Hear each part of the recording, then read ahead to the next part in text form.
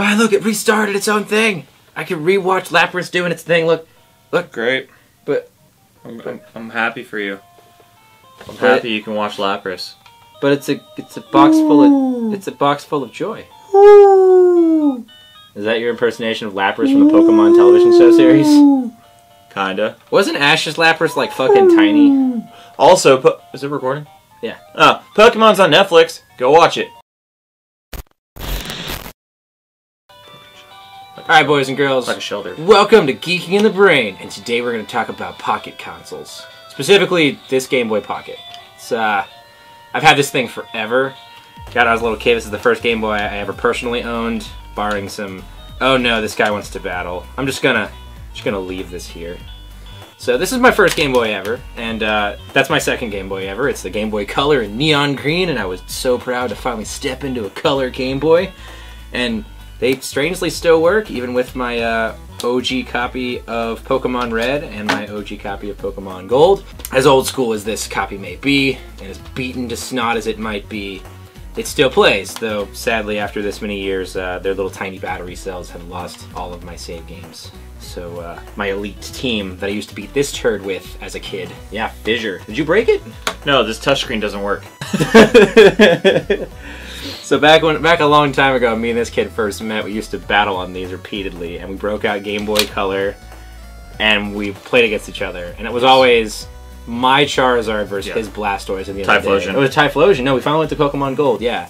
I had, you had Feraligatr, and I had Typhlosion. No, I had Typhlosion. You had Typhlosion too? You had your Charizard. Your Charizard kept killing my Typhlosion. I had a Typhlosion, he was just shittier. Yeah, your Typhlosion sucked. Yeah, he was level 60-something, he was pretty crap. Yeah. But I had level 100 Charizard who had Fissure, and Fissure's the cheapest move in all of Pokemon. Or at least it was on this Pokemon. You know, before they made it all ridiculous and then nerfed the hell out of these characters. And truth be told, Charizard's actually one of the crappiest third evolution Pokemon that you can get. In fact, you're better off getting a lot of Pokemon that can double evolve. But beyond that, so this is my Game Boy, and this was what my gaming experience was like as a kid. And it's super nostalgic, and I love the concept of having an old Game Boy, and I keep these around, even though I rarely play them anymore.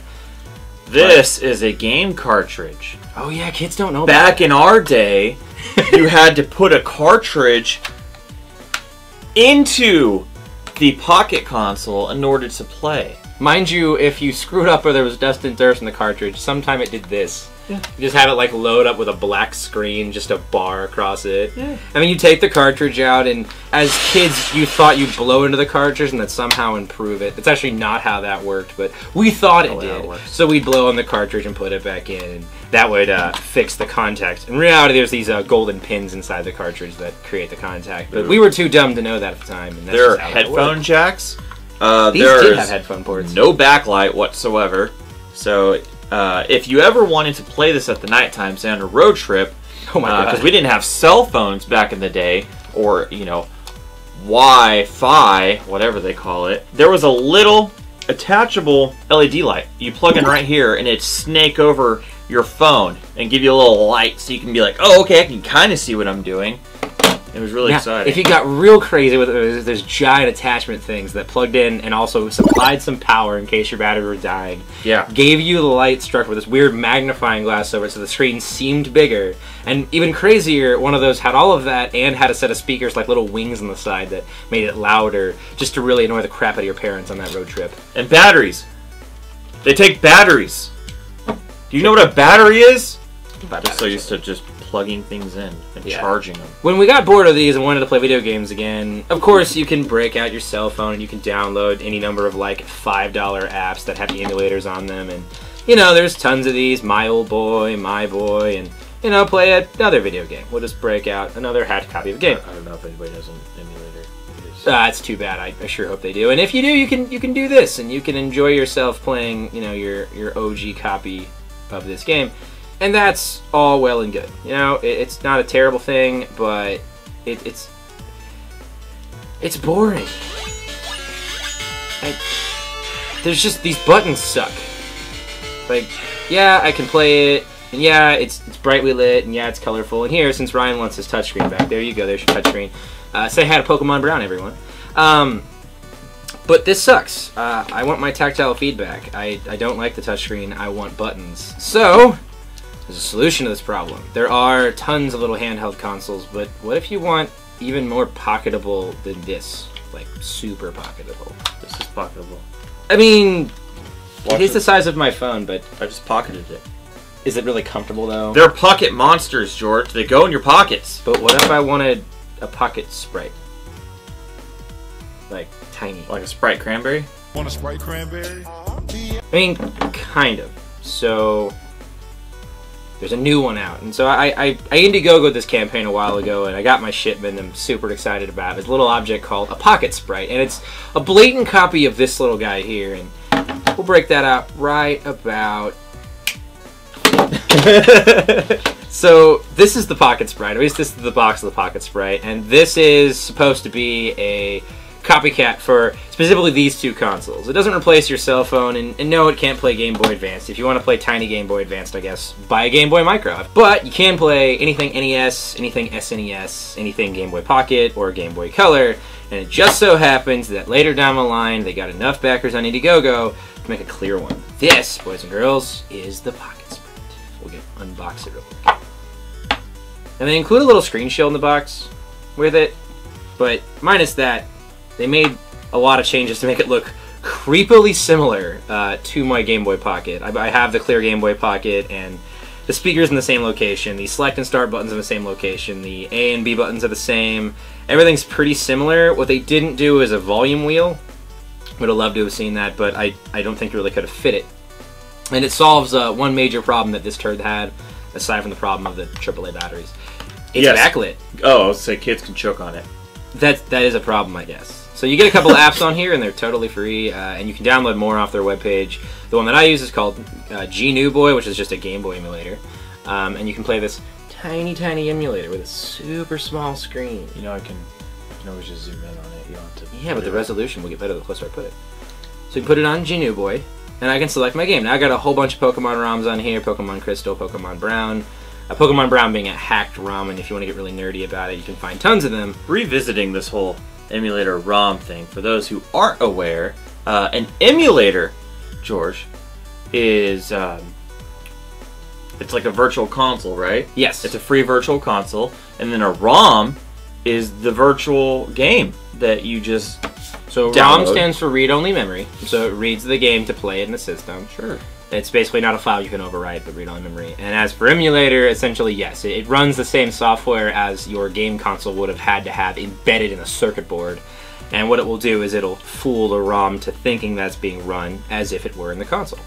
And so it can Nintendo have... sued the crap out of a Nintendo ROM site recently. Yeah, I think CoolROM.com didn't get sued, but they shut down their entire section, which is sad. This is where I used to get all my ROMs from. But don't worry, there's still EMU Paradise, who I believe still has ROMs. If you don't have that one, just Google search it. Technically, having the ROMs is not illegal. It's the act of playing them. But it's obviously better to just buy the video games. Yeah, because you can totally still go out and buy a Game Boy Pocket in this condition at a shop and find this game for a reasonable price. Yeah. No, you can't. But you can buy this for like $50, and it will absolutely play your games. And so we can kind of enjoy ourselves and play Pokemon Crystal. Only drawback, the volume is a little weak sauce. And it's super small. Hey, you can make out Professor Oak. It's a Game Boy for ants. It does actually scale the resolution down by a little bit, but you get this backlit OLED panel that I actually haven't managed to kill its battery yet. I think it's rated between 6 and 8 hours, but it's been great so far. It's great battery life. I can't plug in headphones because that's what happens in the new era. They take away headphone ports. I'm kidding. Apple! They couldn't really, I think, make the headphone port work and make it be feasible in terms of cost and fitment and stuff. You know what could? An iPhone. Fuck iPhone. Apple. Yeah, but Apple can't play emulators at all. No. No. But they could have headphone jacks. I mean, this phone doesn't have a headphone port either. Wherever. Mine does. Headphone jack. Let's not make us into a Samsung plug, okay? You're right. I didn't say what it was. So this is the Pocket Sprite, and you can load it full of fun little games, and I've got a couple of Game Boy emulators, and all you gotta do is the little power button, click it once, and you can hit the close emulator, or you can choose change ROM and go select a new game, and it allows you to have this tiny keychain pocketable game console. Now if you really want to splurge, they make a premium edition version of this, which is actually made out of aluminum and has a Gorilla Glass screen, but one at the time, that wasn't really something I wanted.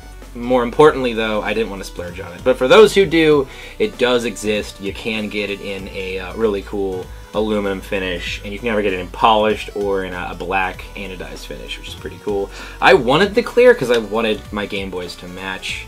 I love the concept of my childhood kind of meeting adulthood and playing a little portable Game Boy on my lunch shifts. And one day, the baby will be just as discolored as its papa.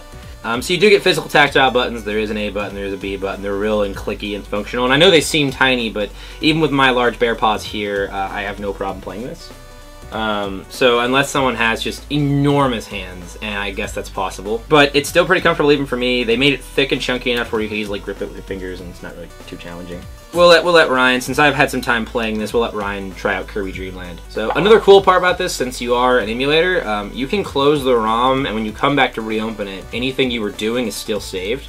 You don't have to have a save point or do any of that. You can just close the ROM out when you open the game console up again. You're exactly where you were beforehand, just like any other ROM, but you get the enjoyment of having a portable game console. Kirby sucks. Did you ever play Kirby as a kid? I mean, did you? Come on, you can like suck in enemies and gain their powers and stuff. That's why that was the... No, he sucks. You're making a joke. Oh, yeah, it's puns. I'm not punny enough for that. So while he's playing this, we'll go over like the little stuffs in the box. So it's a very tiny box because it's a very tiny console. Teabag with Kirby. So you get a little piece of foam here, protect it. They do give you a series of instructions, and it's actually pretty cool how you load the ROMs. So you go to the Pocket Sprite webpage, and they'll give you a walkthrough on this as well. But what you basically do is you can go to the Pocket Sprite webpage to get the emulator apps you need, which is like No Friendo and GNU Boy, and SNES Pro and NES Pro, which are different emulators to play SNES games and SNES games. And all you do is the little Pocket Sprite generates a Wi-Fi network, all by its lonesome, and you link your laptop or your cell phone or your tablet to it. And when you do that, you can just drag and drop files into it via the web browser, which is super convenient. So you only have to have a cell phone on you or a tablet or a laptop. You're not limited to this, and it doesn't require a USB connection for anything except for charging. So it's really, really convenient. You can be on the fly and upload photos from your phone or from anything that has a Wi-Fi connection and a web browser.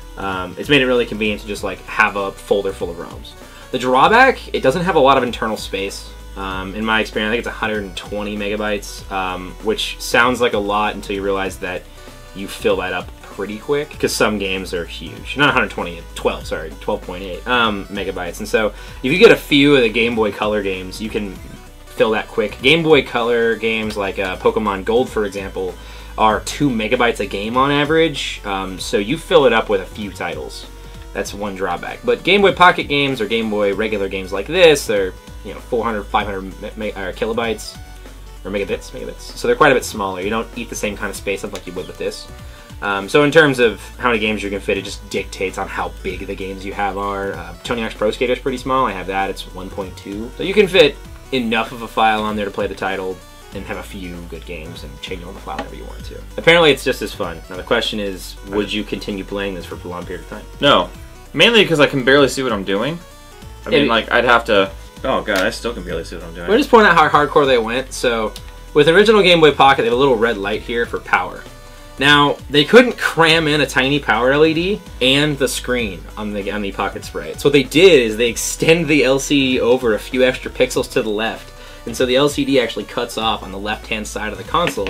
And they just put a series of red OLED pixels in the left-hand corner of the console, which allows them to have this really kind of retro little red light feel and play like the old Game Boy, but not be able to fit necessarily. They even have a black bezel around it and the same color of buttons. It's this really cool retro thing, and the only kind of badge that tells you it's Pocket Sprite from anything is just the backside, which on the clear model is hard to tell, but it will say Pocket Sprite in indented letters in the back. Makes sense. So what's your take on it, Mr. Chen? I like it. It's cool. Something you can just clip onto your backpack or your keychain or whatever the kids wearing these days, and just bust it out. Definitely something more for a hipster, or you think hipster? I think someone who likes technology. Yeah, I think someone who's nerdy and like has a need for video games, or someone who's actually our age. Yeah, I'm saying for young kids, it would have to be someone who's like, man, that's retro. That'd be sick. Someone's like bragging, oh, check it out, look at this cool console I got. My game's better than yours. Guess what I was doing whenever I was eating my avocado and toast? Playing Kirby. We'll compare them side by side. We'll let you guys kind of decide what you think is important about all of these game consoles, and we'll put the little tiny Pocket Sprite smashed in between these two things. Should we mention how the old original Game Boys were not in color? They had no color. That's why they literally had to make a Game Boy Color. Color, and it was barely color. Yeah, not even. It was like, here's the Game Boy Color. Well, and then you Here's had some shades of gray. You had these titles that were like half color, half not, because they hadn't really figured out how to do Game Boy Color yet. Right. And so games like this were part Game Boy Color, part regular Game Boy. Well, explain to me. Pokemon Red, and then you turn it on, and it's not. It's not red. It's. Ugh. As is tradition. Oh, look, it works! I removed the cartridge and blew on it and put it back in, and it worked. You know, say what you want about these. These were actually fairly comfortable to play as a kid. And, I mean, not compared to today's games, but the library was pretty extensive. I feel like we had a lot to play.